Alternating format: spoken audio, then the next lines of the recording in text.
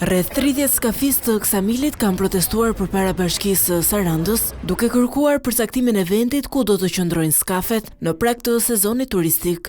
Sipas tyre, pavarësisht se janë të pajisur me licenca dhe paguajnë taksa rregullisht, ende nuk është caktuar zyrtarisht vendi ku duhet të ankorojnë mjetet e tyre lundruese.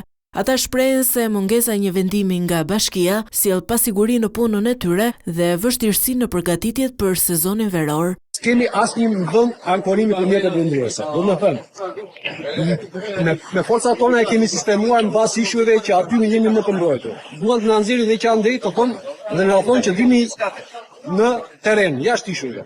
Korridore nuk ka.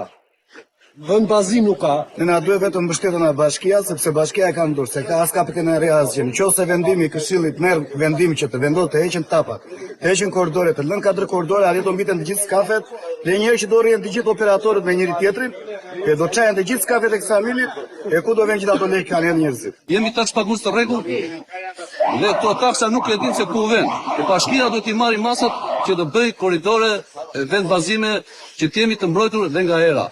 Skafistët shprehen kundër zhvendosjes së vendparkimit të skafeve larg zonës qendrore, ku kanë operuar më parë, duke kërkuar ruajtjen e një hapësire funksionale për aktivitetin e tyre gjatë sezonit veror.